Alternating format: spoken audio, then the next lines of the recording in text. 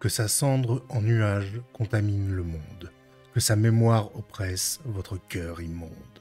Après elle, aucun homme ne mérite répit. Quant à moi, maréchal, c'est vraiment trop petit. Je vous dépasserai tous dans l'ignominie. Bienvenue dans un nouvel épisode de The Midnight Nation Chronicle. Aujourd'hui, je vous emmène dans la sombre facette de l'histoire de France par le prisme d'un illustre personnage, Gilles de Rais. Tout d'abord, nous allons introduire le contexte de cette histoire. Nous sommes au XVe siècle, au beau milieu de la guerre de 100 ans. Conflit qui oppose la France et l'Angleterre de 1737 à 1453. Plus précisément, nous sommes dans la seconde partie du conflit. La France est ravagée par la guerre, l'économie est au plus bas et l'Angleterre enchaîne les victoires, prenant possession de quasiment la moitié du pays. Charles VI, roi de France, essuie une telle défaite qu'il accepte de marier sa fille au fils d'Henri V, roi d'Angleterre.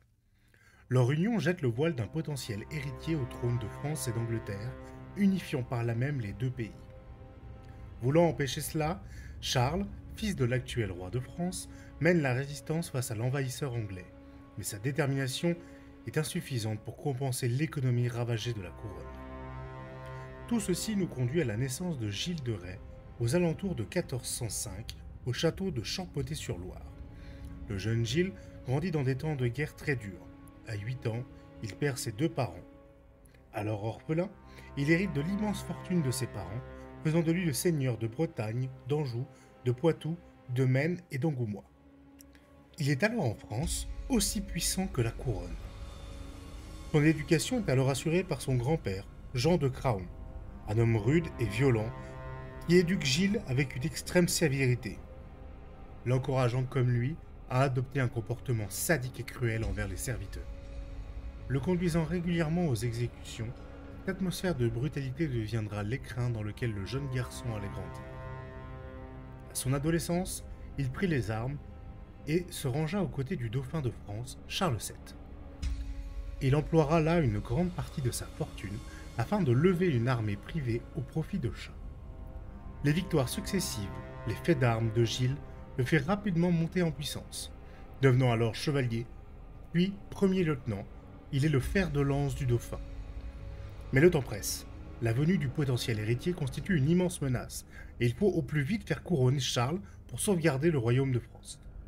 Seul problème, la route qui mène à Reims, où doit s'officier le sacre royal, est bloquée par l'envahisseur.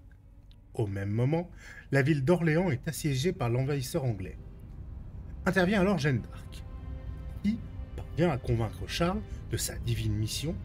Elle lui demande alors de lui confier la puissance de son armée pour libérer le siège d'Orléans.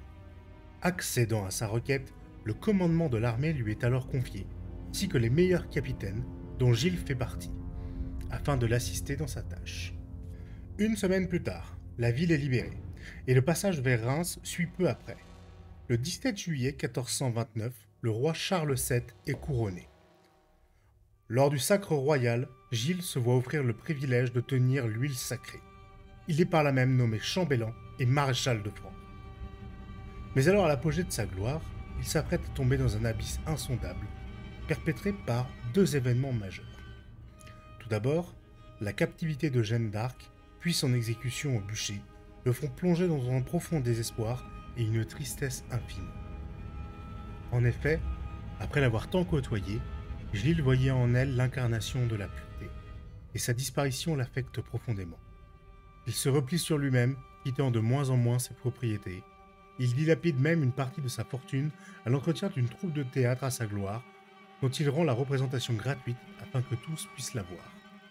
Et enfin, moins d'un an plus tard, c'est son grand-père qui trépasse, laissant Gilles seul héritier de l'empire familial. Son immense fortune s'évapore alors à une vitesse effarante, dans l'entretien de ses nombreux châteaux et loisirs coûteux.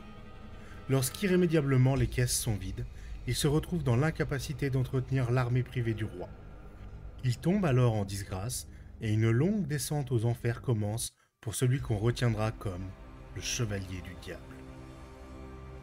Obsédé par la reconquête de sa fortune, il vend plusieurs de ses châteaux et se lance dans la quête de la pierre philosophale.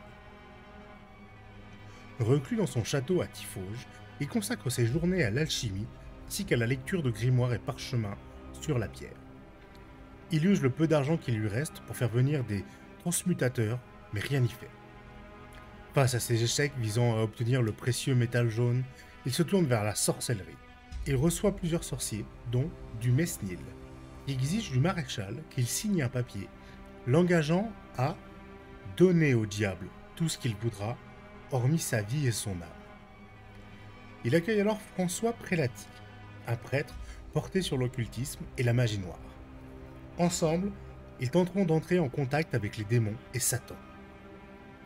Pour Prélati, la solution est que le maréchal abandonne son âme ou commette le crime.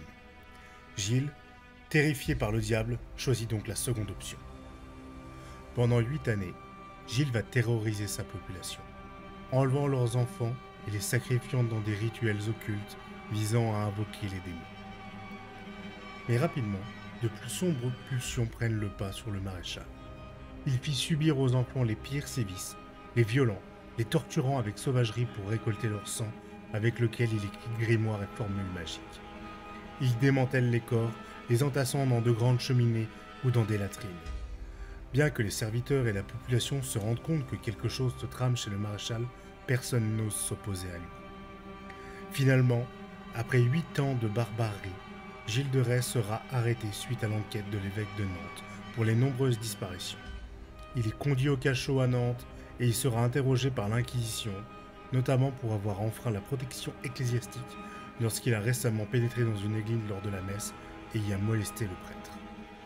Lors de son procès, il confessera ses crimes odieux et recevra sa sentence. Excommunié, il sera pendu, puis brûlé le lendemain. Voilà qui conclut l'histoire sur Gilles de Rais. J'espère qu'elle vous aura plu, que vous y aurez appris des choses. N'hésitez pas à liker et à laisser un commentaire.